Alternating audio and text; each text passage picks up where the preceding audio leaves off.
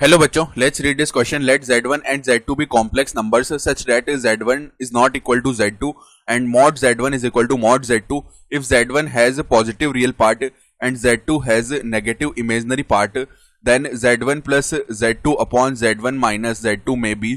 तो यहाँ पे हमें इसके बारे में बताना है Z1 plus Z2 upon Z1 minus Z2. Start कर लेते हैं हमारे की कॉन्सेप्ट से. तो देखो की कॉन्सेप्ट क्या हो जाएगा, हम जानते हैं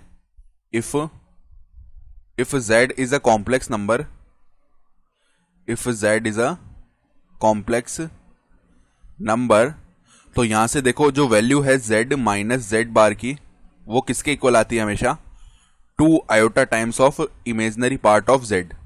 इसको देखो हम करके भी देख सकते हैं.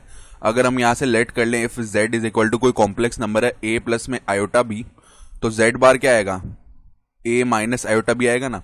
तो इधर से अगर z माइनस z बार हम निकालेंगे तो देखो क्या हो जाएगा, ये a plus iota b minus of a minus iota b. तो ये क्या बन जाएगा, a से a तो कैंसिल आउट हो गया यानी 2 आयोटा b. ठीक है, यानी 2 टाइम्स ऑफ आयोटा और इमेजिनरी पार्ट ऑफ z, यही तो बच रहा है हमारे पास. तो ये यहां से पहली प्रॉपर्टी हो गई. फिर उसके बाद हम जानते हैं z मल्टीप्लाई में z बार इसका जो वैल्यू है मॉड ऑफ z का स्क्वायर होता है. ये भी ध्यान रखने वाली बात है. ठीक है, तो अब ध्यान से देखो हम किस पे आ जाते हैं, z1 प्लस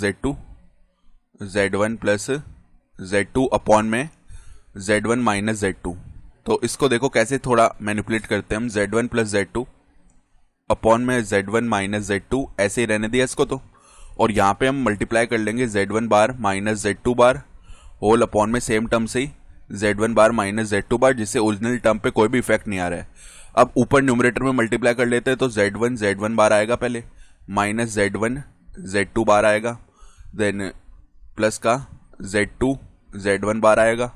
ठीक है, और माइनस का z2 बार आ जाएगा. ठीक है, ऐसे आ जाएगा होल अपॉन में हमारे पास देखो ये क्या लिखा हुआ है. अगर इस कंप्लीट को हम एक कॉम्प्लेक्स नंबर बोलें तो ये यहाँ पे इसका क्या लिखा हुआ है, बार लिखा हुआ है. ठीक है, तो हम क्या बोल सकते हैं, ये इसी फॉर्म में आ गया ना z बार, तो इसको मॉड ऑफ z का स्क्वायर लिख सकते हैं. यानी कि ये हो गया हमारे पास में mod of z1 minus z2 इसका होल स्क्वायर. क्योंकि यहाँ पे इंडिविजुअल बार लिखे हुए ना, इसको z1 माइनस z2 का होल बार भी लिख सकते हैं. तो उस तरीके से हमने इसको लिख दिया. ठीक है, अब z1 बार ये क्या हो गया, मॉड ऑफ z1 का स्क्वायर माइनस z1 z2 बार प्लस z1 बार, और माइनस में यहाँ पे हो गया मॉड ऑफ z2 का होल स्क्वायर होल अपॉन में कितना है, मॉड z1 माइनस z2 का होल स्क्वायर.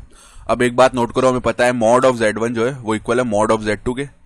ठीक है, क्योंकि मॉड ऑफ z1 इक्वल है मॉड ऑफ z2 के. इसका मतलब क्या है, मॉड ऑफ z1 का स्क्वायर जो है वो भी इक्वल होगा मॉड ऑफ z2 के स्क्वायर से. तो अगर ये और ये इक्वल है तो दोनों के साइन अपोजिट है, तो आपस में ये सब्ट्रैक्ट हो गए.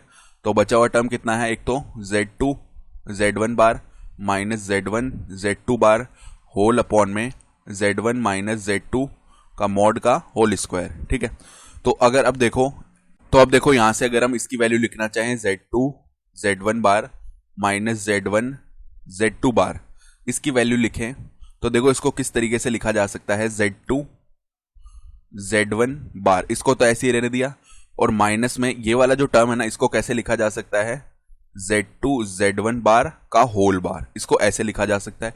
क्योंकि अगेन यहाँ पे देखो बार के ऊपर बार लगाया तो z2 का बार हो जाएगा और z1 बार का बार वापस z1 ही बन जाएगा. ये बात समझ में आ गई. अब ऐसा करने से क्या हो गया, इसको हम लिख सकते हैं 2 iota times imaginary part of कितना, imaginary part of z2 z1 bar, ऐसे लिखा जा सकता है इसको.